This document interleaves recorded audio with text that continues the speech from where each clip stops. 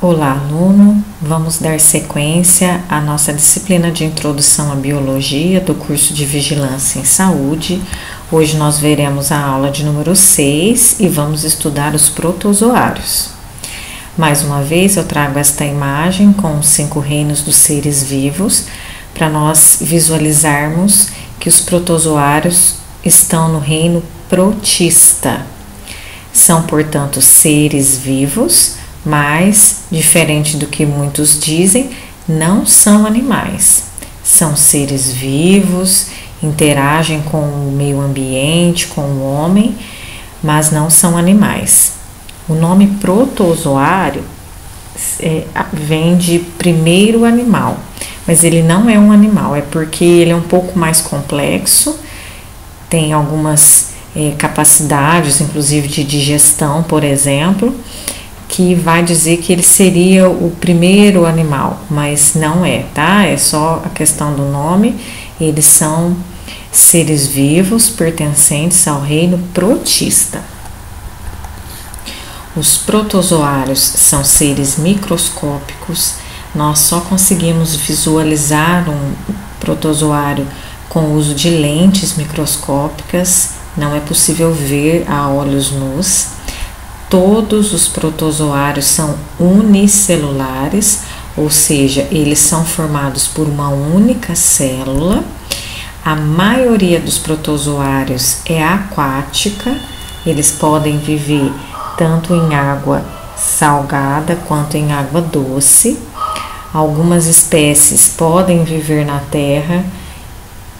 terra úmida e também no lodo. Nós vamos compreender que os protozoários podem nos provocar doenças aos homens e demais animais, mas também podem ser benéficos ou indiferentes. Com relação à nutrição dos protozoários, a imensa maioria deles é heterotrófica, ou seja, eles não são capazes de produzir o próprio alimento e eles devem buscar este alimento. Em geral, os protozoários se alimentam de bactérias, de fermentos e até inclusive de outros protozoários. Geralmente esse processo é feito por fagocitose e existe uma digestão intracelular desses produtos para que haja a nutrição do protozoário. Existem algumas espécies que são autotróficas, ou seja, têm a capacidade de produzir o alimento. Com relação aos protozoários, em relação às relações ecológicas, nós precisamos destacar 3 possibilidades. Os protozoários podem viver no mutualismo, no comensalismo ou no parasitismo. No mutualismo é quando os protozoários vivem uma relação com outro tipo de espécie e esta relação traz benefício para ambas. Um exemplo é o protozoário triconinfa, que ela vive dentro de cupins e de baratas, e quando eles se alimentam de madeira, eles não conseguem fazer a digestão da celulose. E esse protozoário ali presente vai fazer a digestão. Isso beneficia tanto o inseto quanto o protozoário. Por isso é chamado de mutualismo, porque são seres vivos de espécies diferentes sendo beneficiados. No comensalismo, a gente também vai ter a relação de seres vivos de espécies diferentes, mas uma é beneficiada e a outra não. Mas essa outra que não é beneficiada, ela também não é prejudicada. Então é quando é indiferente, né? Então a gente tem um exemplo da Entamoeba coli com o homem, né? Que ela pode fazer o uso, né, de algumas nutrições para ela que está presente no nosso intestino, sem nos causar nenhum benefício ou prejuízo. Por isso é um comensalismo. Mas existe a relação de parasitismo, Quando nós dizemos relação de parasitismo, a gente se refere a quando um ser vivo vai sobreviver às custas do outro, ou seja, a relação entre dois seres vivos vai prejudicar um deles. Então, nós vamos ver diversos exemplos durante essa aula, mas eu já cito aqui a relação entre as amebas e o homem, porque elas vão provocar uma doença chamada amebíase. Quanto à classificação dos protozoários, ela é feita de acordo com o modo de locomoção deles. Nós temos 4 diferentes filos: os flagelados, os ciliados, os risópodes e os esporozoários. Agora nós vamos ver cada um deles. Os risópodes também são chamados de sarcodíneos e eles são protozoários que, para se locomover, ele usa pseudópodes. O que seriam esses pseudópodes? São projeções da membrana plasmática. Então, quando há algum alimento que interessa para esse protozoário, ele projeta a sua membrana em direção a esse alimento. Ali ele faz a fagocitose.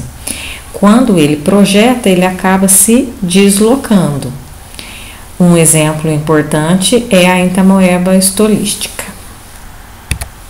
Outro filo dos flagelados, também chamado de mastigófora, são os protozoários que se locomovem por meio de flagelos.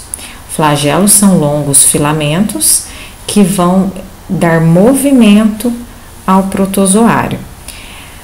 Um importante exemplo é o Trypanosoma cruzi, que nós veremos adiante, que é o causador da doença de Chagas, mas vale destacar também que existem alguns protozoários flagelados que são sésseis. Quando nós dizemos que o indivíduo é séssil, é porque ele não tem vida livre, ele é fixo em algum lugar. E aí, os protozoários sésseis flagelados utilizam o movimento do flagelo para captar nutrientes na água, para entrar ali e ele utilizar. Então, os flagelos podem ser importantes não apenas na locomoção. Um outro filo é o ciliata, são os protozoários que utilizam de cílios para sua locomoção. Então, são filamentos também, mas bem finos e não são longos. E um exemplo que a gente tem é o Balantidium coli. Por último, nós temos o filo dos esporozoários, que são protozoários que não possuem nenhuma estrutura que os faça locomover.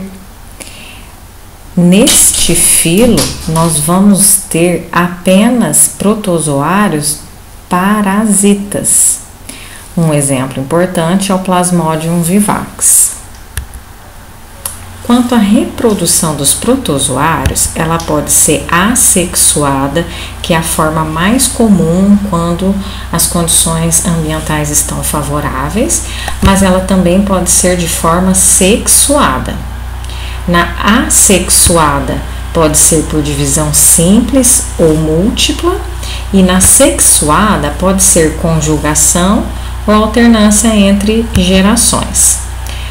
Na assexuada por divisão simples, um protozoário vai se dividir, como a gente vê nessa imagem, e originar 2 novos protozoários.